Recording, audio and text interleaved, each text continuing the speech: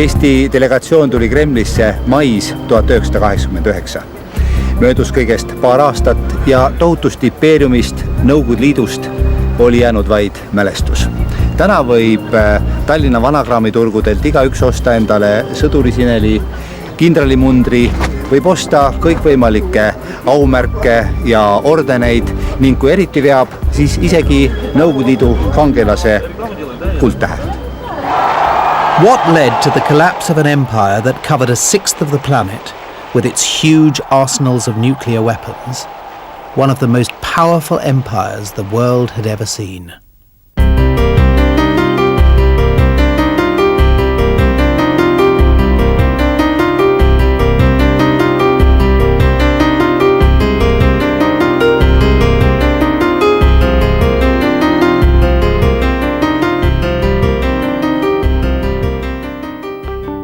Juhan Aara was an Estonian delegate to the Soviet Congress of People's Deputies from 1989 to 1991. He was a signatory to a document which proved to be a time bomb that would destroy the very foundations of the communist regime.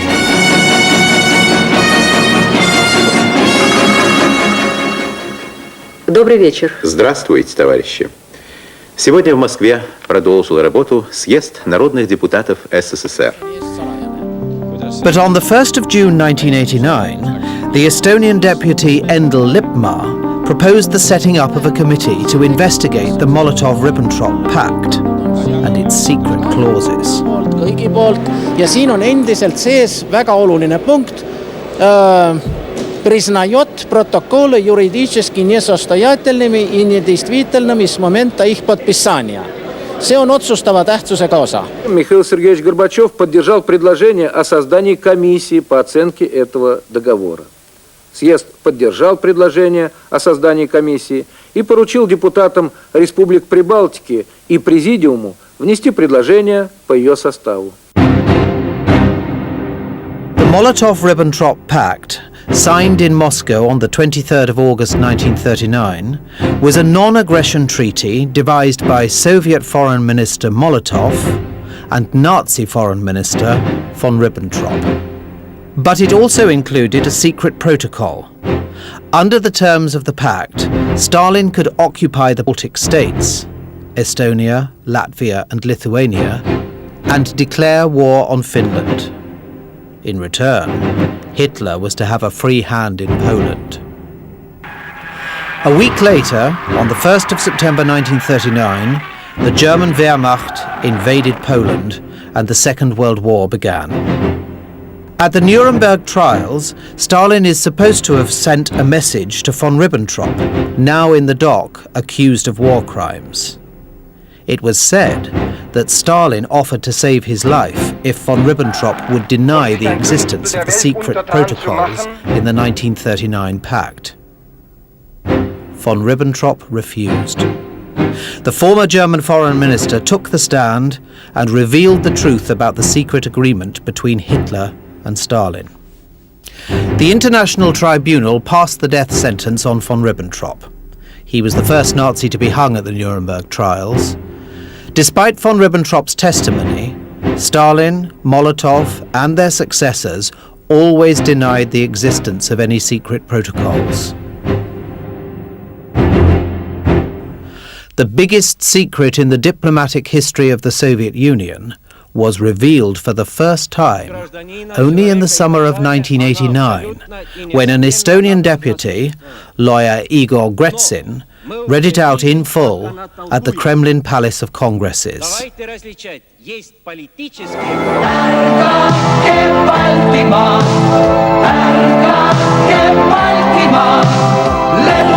When the secret protocols were declared null and void later in December 1989, it marked the beginning of the end for the Soviet Empire.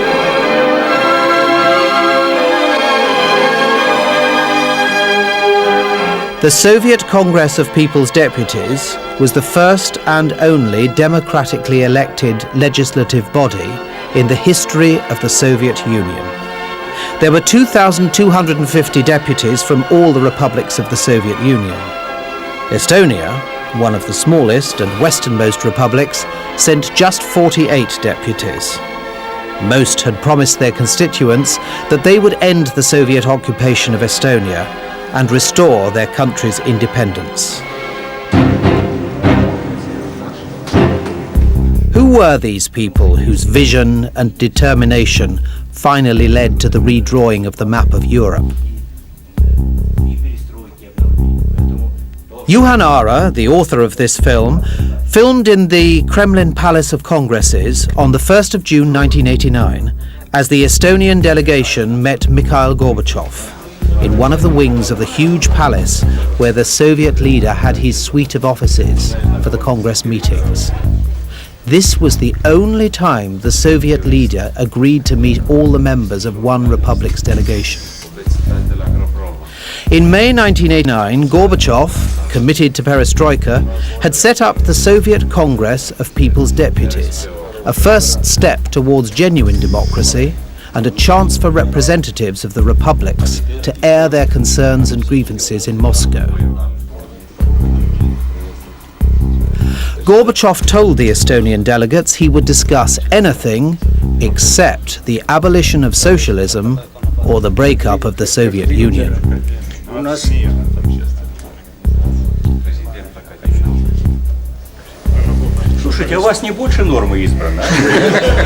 At that time, the 1st of June 1989, Estonian politicians were not yet permitted to speak officially about the independence of Estonia in the Kremlin.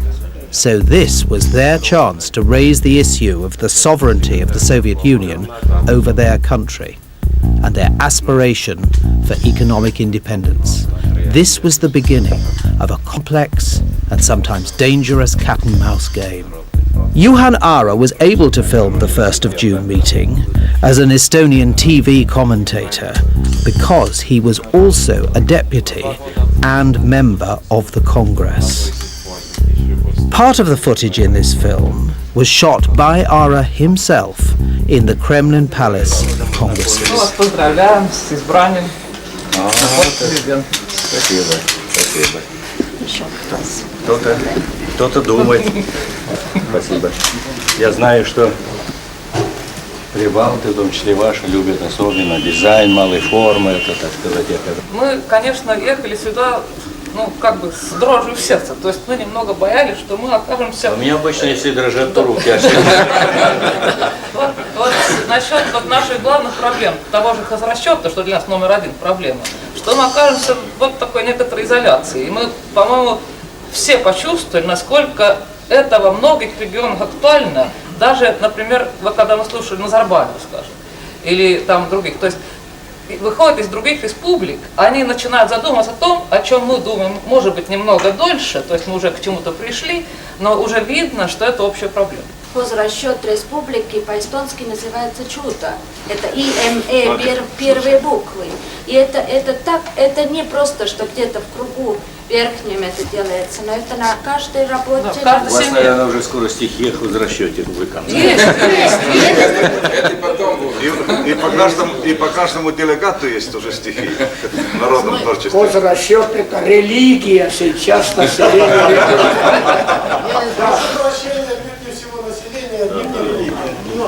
Участие населения отношение критическое, поскольку эта концепция предусматривает взлом Конституции СССР и отменяет все законы СССР, которые не соответствуют концепции. The Estonian delegation also included several deputies who were determined to remain part of the Soviet Union. They wanted to keep the empire intact, whatever the cost.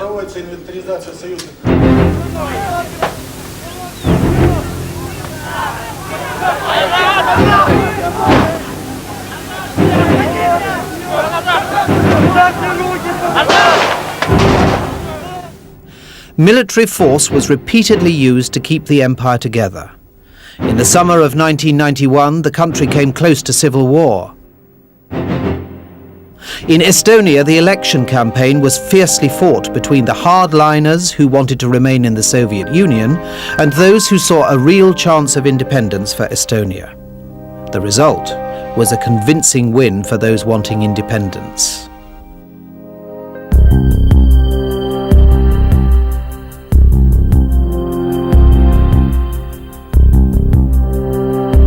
In the late 80s, the Soviet Republic of Estonia was assuming nearly the same role as Poland took in the early 1980s. Both countries led the fight against communism, Poland from outside the Soviet Union, Estonia from within.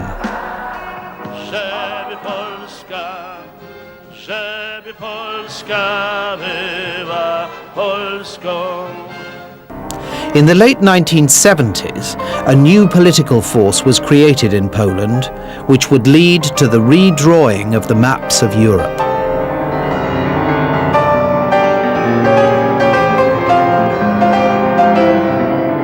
The Solidarity movement began in the Gdansk shipyards. Soon, 1 Pole in 4 was a member. The Polish movement was boosted by the strong support of the Polish Pope, John Paul II. Otóż Ojciec Święty nie brał udziału w rewolucji, nie zachęcał, nie należał do żadnego spisku. Ale same bycie i same postawienie wartości na pierwszym planie powodowało, że ludzie się określali, że ludzie byli solidarni. I to wystarczyło nam na zorganizowanie tych ludzi obudzonych i tych ludzi, którzy zauważyli sens w tym. I to umożliwiało, samo bycie Ojca Świętego umożliwiało walkę i zwycięstwa. Natomiast nie od słów papieża komunizm upadł, komunizm nie miał słów. I słowa papieża, gdyby nie nasza walka, gdybyśmy nie zamienili słowa w ciało, to ktoś by tam zapisał te słowa, a może by poleciały tylko w eter. Tu się złożyły dwie rzeczy. Papież, jego słowa i nasze obudzenie i wypełnienie treścią tych słów.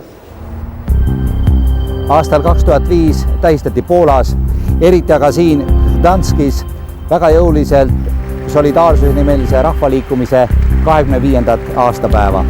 Ja meeldiv on tõdeda, et nende juubelisündmuste ajal ei ole unustatud ka Balti riikide rolli kommunismivastases võitluses Ida-Euroopas ja Nõukogude Liidus. Peab tõsiselt tänama, et need inimesed, kes alustasid Hirvepargi ja Molotov-Ribbentropi pakti tühistamist Eestis, pälvivad rahva kõige suuremat austust ja lugupidamist.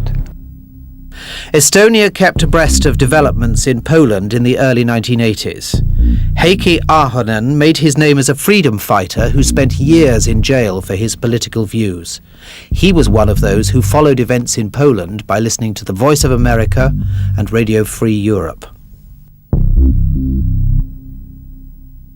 Me nagu adusime, et Eestis sellist nii-öelda vaba ametiühingu liikumist tekitada vaevalt, et õnnestuks. Aga niipea kui solidaarsus registreeriti, siis me saatsime, meid oli võib-olla 10 või 15 inimest, ma ei mäleta täpselt, õnnitlustelegrammi Lech Walesale selle registreerimise puhul. See oli muidugi minu süüdistus kokkuvõttes, ma ei mäleta, kas teisel või kolmanda punktina ka kirjas, kui Nõukogude tegelikust laimav kirjutis. Heikki Ahonen and his colleagues were the freedom fighters who gave an international focus to what was now seen as the occupation of Estonia by the Soviet Union. The historic Baltic Appeal was followed by a statement from the United States supporting freedom fighters in Estonia, Latvia and Lithuania. President Ronald Reagan now played a significant role. At their Reykjavik summit, Reagan demanded that Gorbachev should bring the occupation of the Baltic states to an end.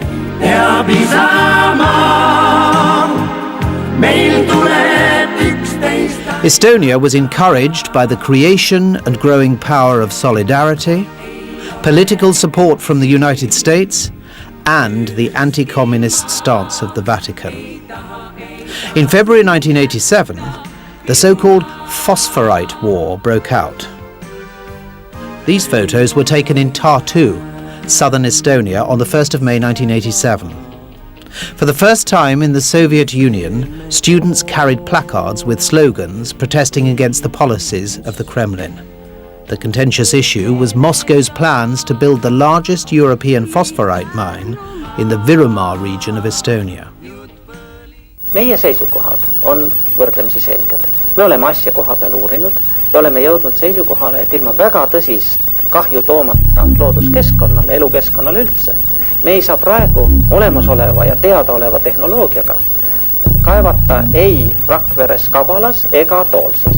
The Phosphorite War was the first open challenge to the authority of the Kremlin from within the Soviet Union. Kas teil ei ole see asi selgeks saanud, et ei ole mõeldav fosforiitide kaevandamine nii mõeldav,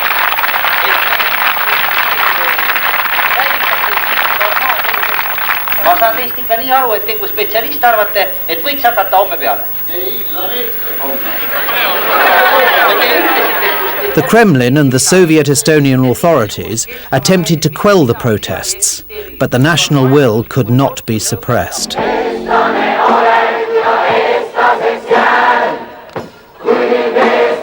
In June 1988, there was a change in the Estonian power structure. The pro-Moscow Estonian Communist Party chairman Karl Vaino was replaced by Vaino Veljas, the former Soviet ambassador to Nicaragua. Returning to his homeland after many years, his crowning moment came a few months later, on the 16th of November 1988. A few days before that, Viktor Chebrikov, former KGB chief and Soviet Politburo member, visited Estonia.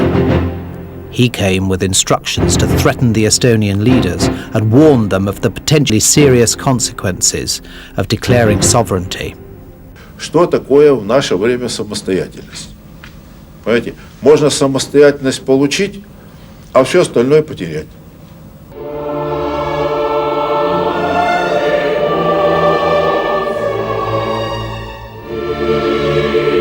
On the 16th of November 1988, Vaino Veljas was chosen to chair the session of the Estonian Supreme Council.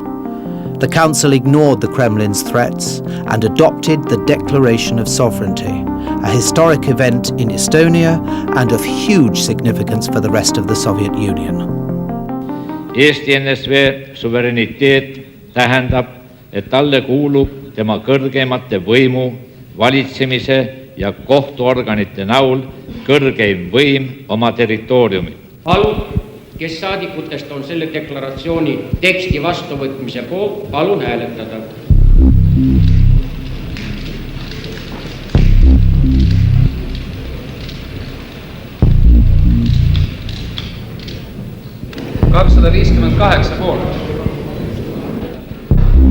Seoses sellega järgnevad päevad tõid kaasa üsnagi palju informatsioon, mis toimus Eestis, see levis vastavate allikate kaudu väga kiirelt. Järgnesid esimesed telefonikõned, algul kesktasemel, hiljem juba tipptasemel. Tuli kiiresti otsustada, et see suveräänsusdeklaratsioon ilmuks ajakirjanduses, sest riigiõiguslikust seisukohast jõustub ta peale avaldamist. Seoses sellega kiiresti tuli korraldada ka ajalehtede eriväljaanne, et ta jõuaks jõustuda ennem, kui alustatakse vastukäike. The Estonian Declaration of Sovereignty attracted attention across the world. Mikhail Gorbachev was in India at the time. He was asked about the declaration at a press conference. Там есть и очень такие довольно, я бы сказал, точки зрения, которые я бы не принял. Они не конструктивны. In reality, Moscow's reaction was much harsher. То, что произошло в Эстонии, всех нас очень беспокоит. И я откровенно говорю, что это не просто такое, изменение Конституции. Это политический авантюризм, который ставит перед фактом произведения Верховного Совета. Принятие Верховным Советом Эстонской ССР поправки Конституции Республики можно рассматривать и как предложение по дальнейшему совершенствованию нашего конституционного законодательства. Мы оказались перед лицом своеобразного кризиса, так сказать. Мы, члены единого союзного государства, Мы не изолированные республики.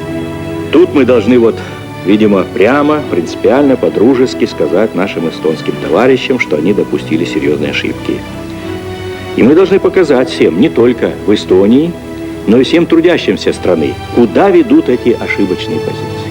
В связи с несоответствием Конституции СССР некоторых положений закона и декларации, принятых Верховным Советом Эстонской ССР 16 ноября, Президиум Верховного Совета СССР признал их недействующими. The London Times reported the declaration of sovereignty on the following day. In November 1988, the newspaper printed several articles about Moscow's indignation and the threats that were being made against Estonia. The Estonian leader, Arnold Rüütel, was told to declare the declaration null and void. The Kremlin even considered arresting him. Et selline murrang toimus siiski, see tõesti, keegi ei uskunud, et see üldse on reaalne. Midagi taolist ei juhtunud järgnevalt kuskil pool.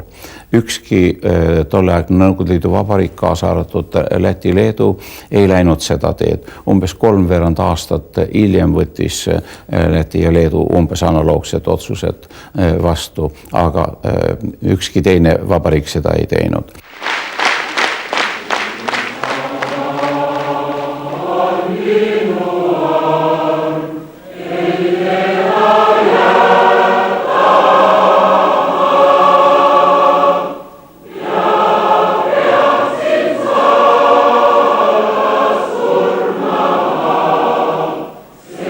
The impact of the Estonian Declaration of Sovereignty and the Singing Revolution, the national movement which followed, had an enormous impact on the Soviet Union, an impact that can be compared to the influence that the Polish Solidarity movement had within the Warsaw Pact countries. Estonia began to initiate new proposals for democratic structures within the Soviet Union in the late 1980s. Just as Poland had previously done in Eastern Europe. Kui me praegu lähme tagasi sellesama suveräänsusdeklaratsiooni juurde, siis tähendab see sama formuleering, mis tuli sealt pärit, et igale riigile kuulub kõrgeim võim oma territooriumi üle, mis oli see definitsioon. Praktiliselt muutmata kujul läks see sisse 12 vähemalt endise NSV liitu kuuluva riigi suveräänsusdeklaratsioon. Muide, see on Venemaa suveräänsusdeklaratsioonis, on meie definitsioon sees. Все-таки Эстония и постфактум, она как-то идет у нас впереди с точки зрения каких-то политических, экономических, перестроечных процессов. И поэтому там возникают нестандартные ситуации, которых у нас еще в стране не было. Ja seesama suveräänsuse deklaratsiooni mõiste on sees ka Tšehhi sametrevolutsioonis, see on Tšehhoslovakkia abielulahutuspaberisse on see ka sisse kirjutatud. Nii et see oli globaalse tähtsusega. Михаил Сергеевич, и вы уже не опровергли. Все вы участвовали и не опровергли. Михаил Сергеевич, это другой вопрос. И я не вижу в этом проблемы. Нет этой проблемы. Проблема есть только в дискриминационных, когда республика не является равноправным партнером в взаимоотношениях, а когда кто-то за нее, какой-то чиновник где-то в кабинете решает. Nobody was brave enough to support tiny Estonia. Many believed that the Declaration of Sovereignty, adopted by the Supreme Council with the help of the National Front, was madness. The mouse had roared against the dinosaur. But the mouse was not stupid. This first step suddenly opened up the possibility of the peaceful disintegration of the Soviet Empire. The Estonian deputies elected to the Congress were mostly nationalists who came to the Kremlin in May 1989 with 3 clear objectives. To have the secret protocols of the Molotov-Ribbentrop Pact declared legally invalid, to introduce and spread the idea of the sovereignty of Estonia, and to achieve economic independence for Estonia. But Mikhail Gorbachev had other ideas. He was determined that any reforms had to be socialist in character and should not threaten the territorial integrity of the Soviet Union. А если кто-то замахнется на социализм, на советскую власть, тут, конечно, тогда ничего не получится. Народ не поддержит. Да. А можно добавить? Поэтому социализм, союз, так как мы его сейчас хотим понять, осмысленно, чтобы самочувствие каждого человека было хорошим. Конечно, он был против независимости балтийских стран. Вот. И он старался мне все-таки сказать, что это большая ошибка все-таки, что мы делаем, и что будет очень-очень трудно. И он так сказал, мне это запомнился. Поскольку мы знали так более-менее друг друга, он сказал: Анатолий, думайте. Там выдвигают, как вы обратили внимание, и литовцы, и к ним присоединились и представители Эстонии и Латвии присоединяются, вести переговоры с ними. Думаю, ни о каких переговорах не может быть речи. Переговоры мы ведем с иностранными государствами. Estonian deputies brought the idea of an economically independent Soviet republic to the Kremlin. This led to serious political consequences for the Baltic states, Russia, and later also for the Soviet Union. Предлагая включить в повестку дня съезда и принять на нем закон СССР о переходе Эстонской ССР на республиканский хозяйственный расчет, хозяйственную самостоятельность. In earlier decades, Estonia had become well known in the Soviet Union for innovative experiments in agriculture, light industry, and service industries. These experiments convinced the Estonians that the development of a market economy was simply not possible within the communist system. Complete economic independence was the only way forward. After long, hard-fought debates, the Kremlin finally passed a law granting economic independence to the Baltic states on the 27th of November 1989. This led to the re-establishment of the Bank of Estonia on the 1st of January 1990. Rein Otsason, Deputy Prime Minister and a member of the Congress, was appointed governor. The bank started detailed preparations for replacing the Soviet ruble with the national Estonian currency, the kron. Estonia became the first Soviet republic to start printing its own currency in the USA and Great Britain. The Kremlin was against these moves. Estonian deputies who wanted to preserve union with Moscow believed that by printing its own currency, Estonia was attempting to split the Soviet Union. Взрыв валютно-финансовой системы страны введением своей валюты. Так что не надо говорить о том, что это религия всех жителей республики. Отнюдь не так.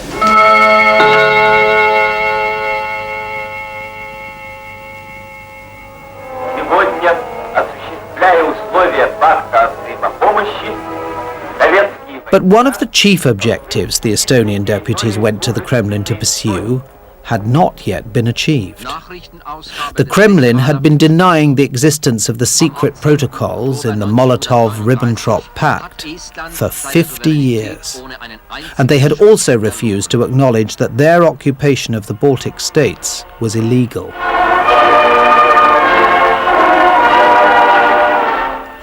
A tense and nerve-wracking battle to lay bare the greatest diplomatic secret of the Communist Empire was fought out in a Congress committee throughout the rest of that year. The Kremlin might have succeeded in hiding the truth, but for the dogged determination of committee member Endel Lippmaa. His detailed and incisive speeches, his encyclopedic knowledge of historical events, and the thorough research he carried out in the United States at last pierced the armor of Soviet lies. Aga ma käisin ka Ameerika Ühendriikide rahvuslikes arhiivides ja siit ma tõin siis ära Saksamaalt pärit salaprotokolli Ameerika-poolse koopia. Ja sellel koopial on siis kinnitustempel Ameerika Ühendriikide poolne, kus on siis peal nii: copy from the National Archives in Washington. See avaldas head muljet, sellepärast et teise suurriigi dokumente võetakse tõsiselt. Ja see oli täiendav tõendus, et asi on tõsiselt võetav sest need olid ilusti sõja üle elanud filmide tekstid kõigi oma plätakatega siin. The Kremlin continued to insist that the secret protocols did not exist. The Soviet Foreign Ministry and Pravda, the government-controlled daily newspaper, repeated the party line that the secret documents did not exist. Nazi Germany and the Soviet Union had never agreed to split Poland and carve up Eastern Europe between them. The Estonians continued their campaign to reveal the truth. At first, Gorbachev would not support the proposal of the Estonian deputies to form a committee to investigate the Molotov-Ribbentrop Pact. Then, suddenly, he came under direct attack. Estonian deputy Endel Lippmaa presented Gorbachev with a copy of the text of the secret protocols at the presidium table of the Kremlin Palace of Congresses. He told Gorbachev that if he did not allow the committee to be set up, the deputies would find out who had decided to send special forces against protesters in the Georgian parliament on the 4th of April 1989. Gorbachev caved in and permitted the formation of the committee, although he was still very much against it. The demands of the Baltic deputies were strongly supported by the people of the Baltic states. Millions gathered to form the world's longest human chain from Tallinn in Estonia to Vilnius in Lithuania on the 23rd of August 1989, the 50th anniversary of the signing of the Molotov-Ribbentrop Pact.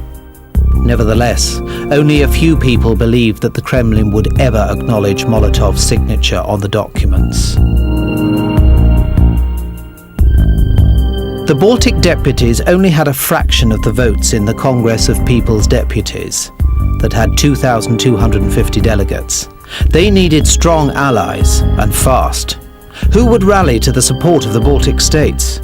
The Baltic deputies and Democrats in Russia and Ukraine started to form an alliance, and in June 1989, the first interregional group of deputies was set up at the Congress. It quickly turned into a political opposition fighting against the central authority of the communist regime. Ülemnõukogus tahtsime minema marssida ja siis oli ju niimoodi, et tulid vennad jõuga vastu, siis läks ju rüselemiseks. Aga no täna vist läheb löömaks. The only leader of the interregional group of deputies to come from a Baltic country was Viktor Palm, one of the founders of the National Front in Estonia. Oli vaja valida esimees. Ja muidugi pakuti kohe välja Jeltsin. Ja siis ma kiiresti panin oma kompuutri käima ja modelleerisin, et sellega tahetakse luua Jeltsini partei. Jeltsini parteid meil vaja ei ole. See on hädaohtlik asi, mitte ainult meil siin, vaid üldse. Viktor Palm proposed that 5 deputies should be elected to head up this group of almost 400 delegates. The 5 were Boris Yeltsin, future president of the Russian Federation, academician Andrei Sakharov, the historian Yuri Afanasyev, mayor of Moscow Gavril Popov, and Viktor Palm himself, professor at Tartu University, Estonia. Together with these powerful allies, the Baltic deputies could count on at least 700 to 800 votes at the Congress. The decisive battle to reveal the truth about the Molotov-Ribbentrop Pact took place in the Palace of Congresses on December the 23rd and 24th, 1989. От имени комиссии хотим просить вас еще раз рассмотреть представленные ею соображения с отдельными поправками, о которых я доложу ниже. А теперь о проблеме, которая вызвала вчера наибольшее количество вопросов о секретных протоколах. Действительно, оригиналы протоколов не найдены ни в советских, ни в зарубежных архивах. Тем не менее, комиссия считает возможным признать, что секретный дополнительный протокол от 23 августа 1939 года существовал.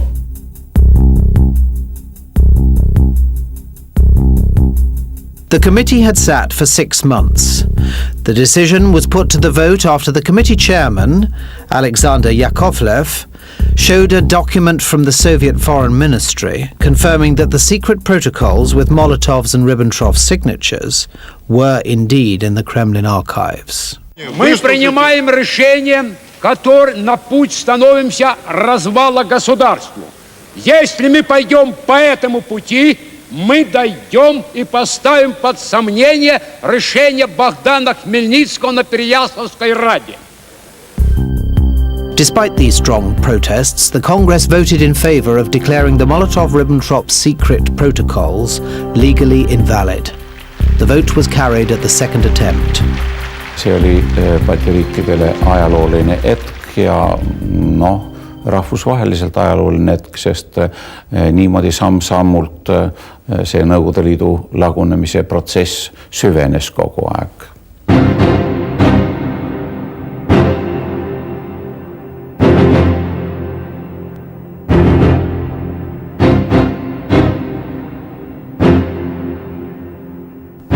Только и то не вся комиссия понимала полное значение вот принятого решения. Мне-то это было понятно, что за этим, конечно, неизбежно последует независимость от прибалтийских государств.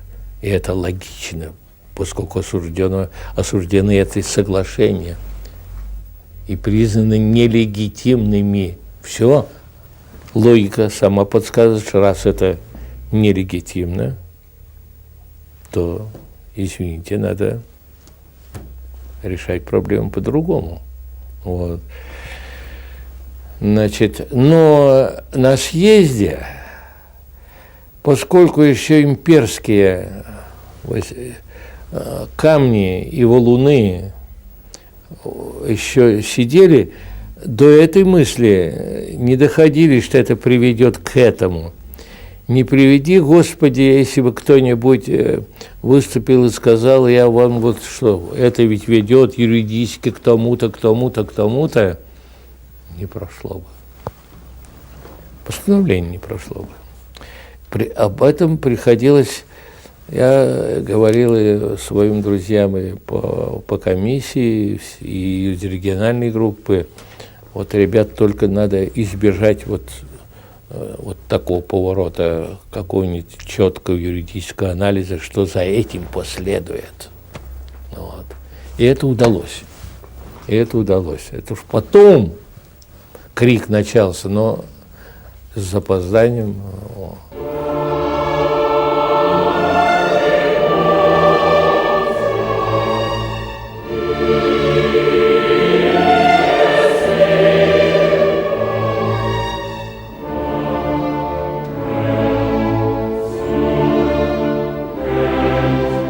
When the secret protocols were declared null and void on the 24th of December 1989 by the highest authority in the Soviet Union, the Baltic states could at last demand national independence on the principle of legal continuity.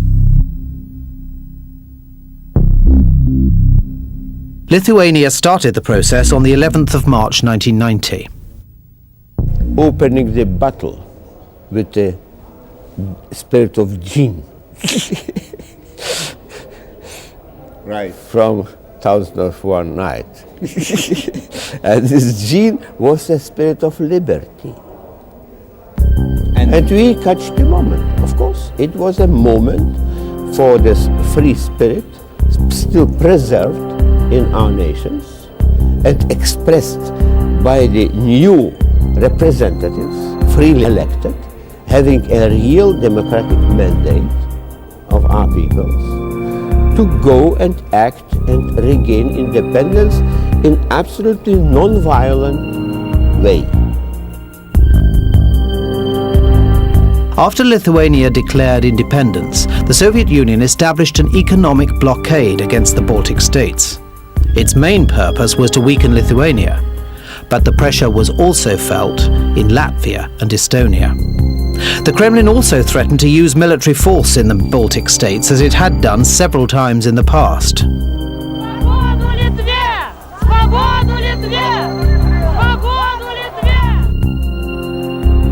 The economic blockade and the threats against the Baltic states were criticized by Yeltsin, Sakharov, and other members of the regional group of deputies. Russian Democrats said that the Kremlin's policies were a case of the Baltics today, Russia tomorrow. Я все вижу и вижу, как и в Союзе, и в Эстонии кое-кто хочет воспользоваться, чтобы свои амбиции реализовать. Далекие от того, о чем мы сегодня говорим. Вот этому нельзя дать развернуться. И это я вас прошу иметь. Все остальное, я вас уверяю, мы решим.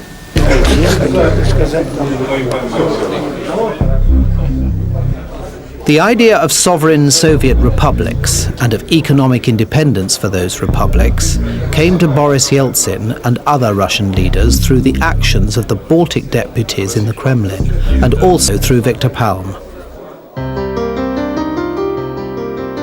In spring 1990, the Russian Federation followed the Baltic lead. On the 12th of June 1990, the Congress of Deputies of the Russian Federation adopted a declaration on the national sovereignty of Russia. Чтобы Россия действительно звучала и жила так, как она жила раньше. За обновленную Россию! Спасибо! Estonia had already done the same in November 1988. Lithuania and Latvia declared sovereignty later. It was one thing for the small Baltic states to strive for independence. When giant Russia tried to split from the communist empire, it was a completely different matter. What would be left of the Soviet Union without the Baltic states and Russia? A period of dual authority began in Moscow. On the one hand was Mikhail Gorbachev attempting to reform the Soviet Union from within. On the other, Boris Yeltsin was fighting for sovereignty and economic independence for the new Russian Federation. Self-determination for the Baltic states and Russia put the very existence of the Soviet Union in doubt. Перестройка – это такой проект, который разворачивает, не развернувшись, разворачивает и страну, и Европу, и весь мир в другом направлении. Потому что эти вызовы, с которыми мы столкнулись и ответили на них, они требовали такого разворота. Нам нужно было здесь уйти из тоталитарного общества, из несвободы к свободе, демократии, плюрализму всякому, политическому, идеологическому, экономическому и так далее. What was the reaction of the supporters of the communist empire to the aspirations towards separation of the Baltic states and Russia? They demanded a tougher economic blockade against the Baltic states, strikes and retaliation operations. They provoked unrest. Да простите, дорогие товарищи, вам что, нужен каждый раз карабахский вариант, чтобы вы думать начинали о чем-то? Почему вы думаете только после того, как? После того, как начинается литься кровь? Я только прошу обвинений в мой адрес не выдвигать. И успокойтесь, успокойтесь, успокойтесь. Еще раз прошу, успокойтесь. The first attempt to seize power in Estonia happened in May 1990. The supporters of the communist empire attacked the parliament and government building in Tallinn. Tegelikult Moskva tahtis näidata, et me ei saa ise hakkama.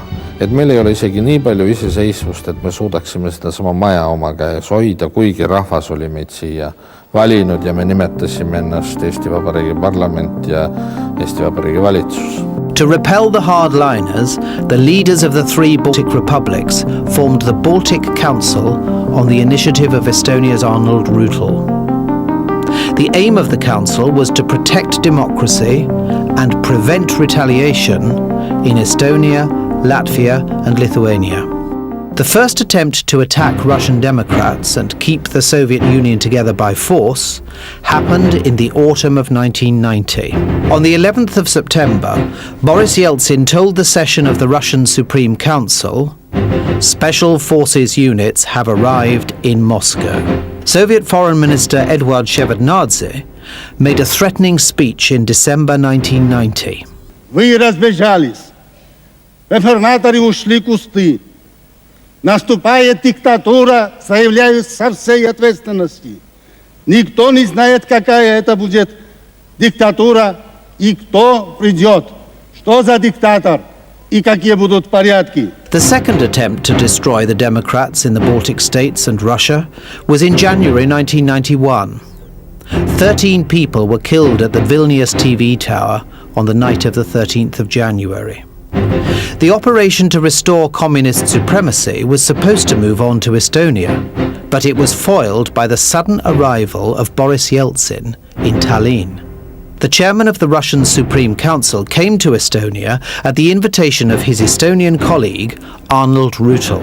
На днях Президиум Верховного Совета Российской Федерации принял специальное заявление о событиях в республиках Прибалтики, где осудил действия те, которые противоправны и не соответствуют принятым законам как Российской Федерации, так и законам, принятым Верховными Советами Республик Прибалтики.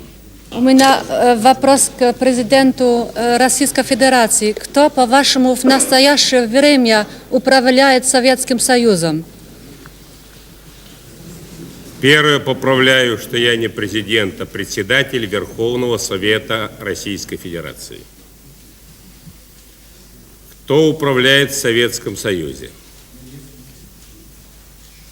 Мы хотим, чтобы после объявления и принятия, вернее, постановления о государственном суверенитете в Советском Союзе в основном управляли в республиках и республики сами.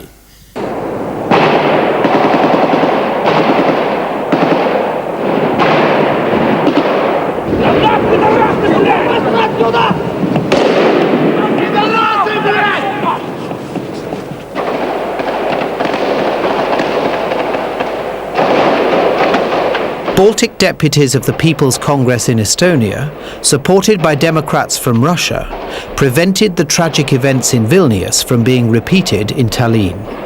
A week later, on January the 20th, there was fighting in the streets of Riga and at the Ministry of the Interior, but the attempt to restore the old order in the Baltic states had already failed. The determination of the Baltic states to achieve independence could not be thwarted by military might.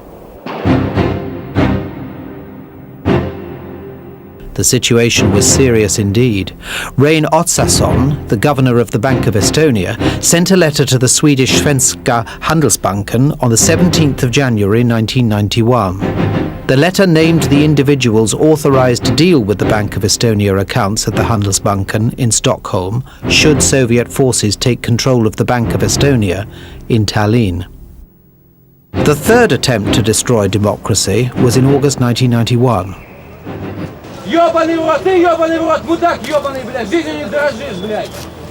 Tanks were sent by the Soviets to Moscow, Leningrad and the Baltic states.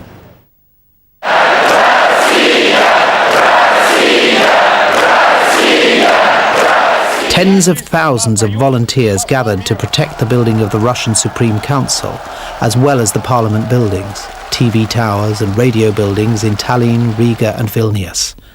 In Estonia, there were preparations for a general strike. Meie tegime siin üleskutse valmis, et korraldada üldstreik ja et kõik vabariigi ettevõtted, asutused, et streigiks putši vastu. Mina olin üks nende hulgast, kes selle üleskutse teksti kirjutas.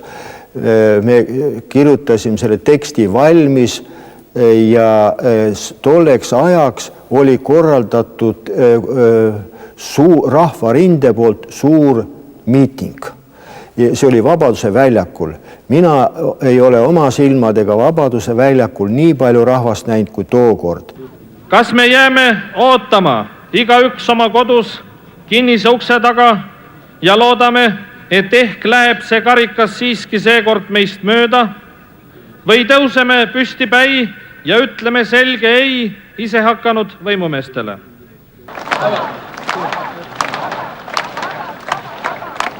See oli niisugune tunne nagu enne lahingusse minekut, tead nagu enne tohutut äikest. See oli nagu magus ja see oli nagu hirm ja et no nüüd, eks ole, sellepärast tankid ju tulid. On the same night, August the 20th, 1991, the Supreme Council of the Republic of Estonia adopted a declaration that restored the country's independence. Lugupeetud Ülemnõukogu, kes on selle poolt, et võtta vastu Eesti Vabariigi Ülemnõukogu otsus Eesti riiklikust iseseisvusest, hääletada 53 häält. Как знаете, говорил, по-моему, Бисмарк, что тот, кому удастся ухватиться за полупролетающие истории, тот что-то может сделать. Я думаю, что исторический процесс, он идет, его нельзя прокинуть, а вот скорректировать можно, если уловить. Вот это самое главное. Selle ettepaneku poolt on 69 rahvasaadikut, vastu ja erapooletuid saadikud ei ole. Otsus vastu võetud. Kui oleks jäänud otsus vastu võtmata, no oleks see olnud küll saatuslik me kõigi jaoks. Ma ei taha küll arvata liiga palju meist ja Eestist, aga ma arvan, et võib-olla siis ei oleks ka teistes liiduvabariikides urukitud neid otsuseid vastu võtta.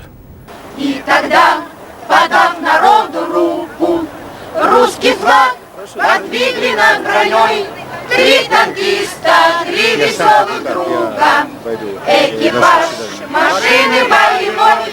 3 танкиста, 3 веселых друга, экипаж машины боевой. И когда на танк поднялся Ельцин, прозвучал призыв на пасторан. Мы готовы всей душой и сердцем отстоять свободу россиян. Мы готовы всей душой и сердцем отстоять свободу россиян. Нас нельзя. Он только что наш депутат, а вы кого покажете? В Эстонии. В Эстонии? Отлично! Эстонское телевидение. Мы сами рады за вас. Спасибо. А мы рады за Россию. Конечно. Сегодня вечером должен Михаил Горбачев сказать либо, что он подписал указ, либо он подпишет указ. Вот и вы главное, три указа. Подготовьте указы. Делаем. Вопрос в том, какие ваши предложения по бумаге есть, конкретные для изменения этого последнего проекта указа. Это латвийский проект. Вот это. Я думаю, давайте техническая сторона. Да, от идеологии уйдем. Уйдем. Чисто отменить вот эти... Отменить. Да. Хорошо. Вот отмена. И вторая. Что дальше будет? Как мы поступим? Когда, допустим, это хорошие или плохие проекты готовы. Что будет дальше? Надо прорваться к Горбачеву. Совершенно верно. Давайте идите к Горбачеву вот с этими уже проектами. Хорошо. Окей. Oli võimalik tabada hetke, kus Gorbatšovil enam ei olnud piisavalt võimu ja Jeltsinil veel ei olnud piisavalt võimu. Ühel enam ei olnud, teisel veel ei olnud. Ja sel hetkel oli võimalik muidugi oma tahtmisi läbi viia, sest kumbki ei olnud võimeline Nõukogude Liitu de facto korralikult juhtima, de juurest rääkimata.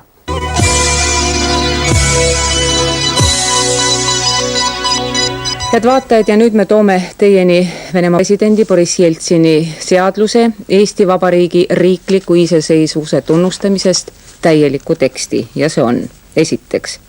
Seoses Eesti Vabariigi Ülemnõukogu otsusega riikliku iseseisvuse väljakuulutamisest tunnustada Eesti Vabariigi riiklikku iseseisvust.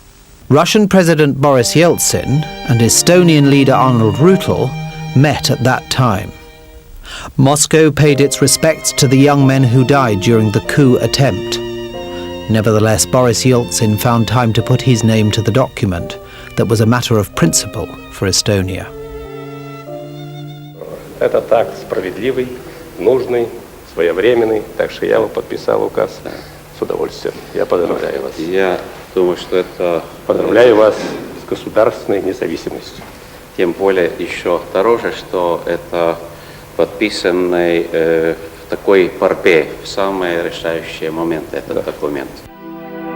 Estonian deputies went to the Kremlin for the last time in early September 1991. This time they wanted the Soviet Union to recognize that Estonia had regained its independence.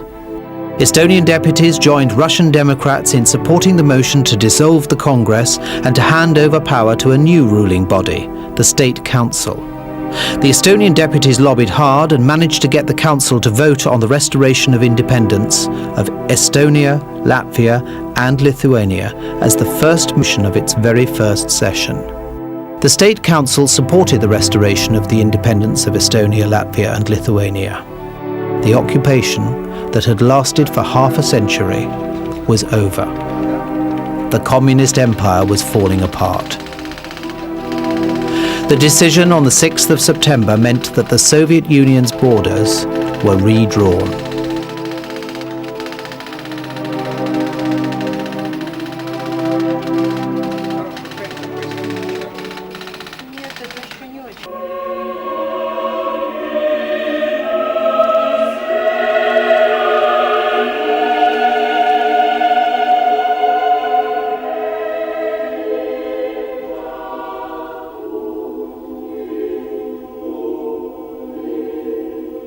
Assumpta est Maria in celi, credo carnis resurrectionem et vitam aeternam. Pater noster, qui es in celis, sanctificetur nomen tuum, adveniat regnum tuum. Że Polska 25 lat temu ostatecznie wybiła zęby niedźwiedziowi sowieckiemu.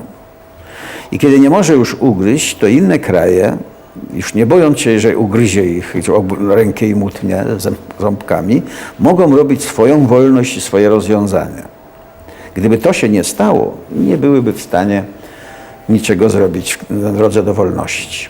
The results of the Polish freedom movement were important for the Baltic states.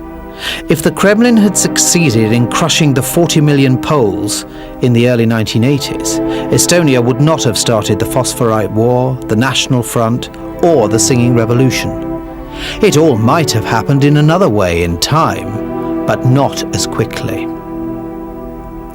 The dismantling of the socialist system in Eastern Europe was a process that began in Poland in the early 1980s and ended with the collapse of the Soviet Union itself in 1991. Иногда люди радикального такого свойства думают, что надо было. Тогда надо было насильственную революцию делать с кровью, а мы этого не хотели. А вот так перейти от одного строя к другому в один день без насилия невозможно. А мы-то встали на строго эволюционный путь, бескровный, ненасильственный, и нам это удалось. Знаете, сколько выкриков, клеветы и упреков в мой адрес раздавалось, так сказать. Поэтому я товарищам моим, коллегам из прибалтийских республик сказал, что я прошу только одного – пускать меня после признания без визы, то есть, или, по крайней мере, быструю визу выдавать.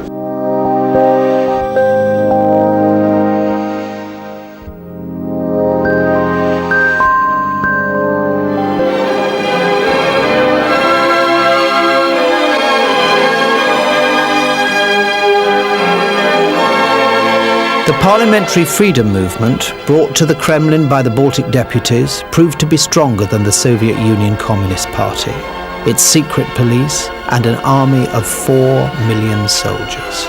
Estonian ideas and the cooperation of the Baltic deputies with the Russian Democrats led to what had always seemed impossible: the peaceful destruction of the communist empire.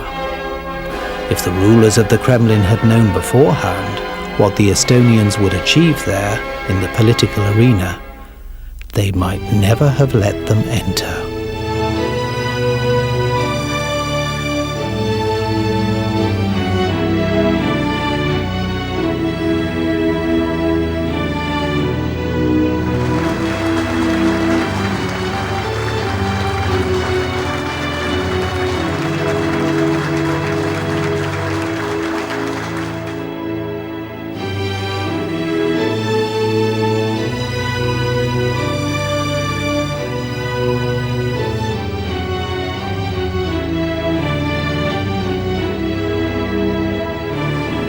крушение Советского Союза было крупнейшей геополитической катастрофой века.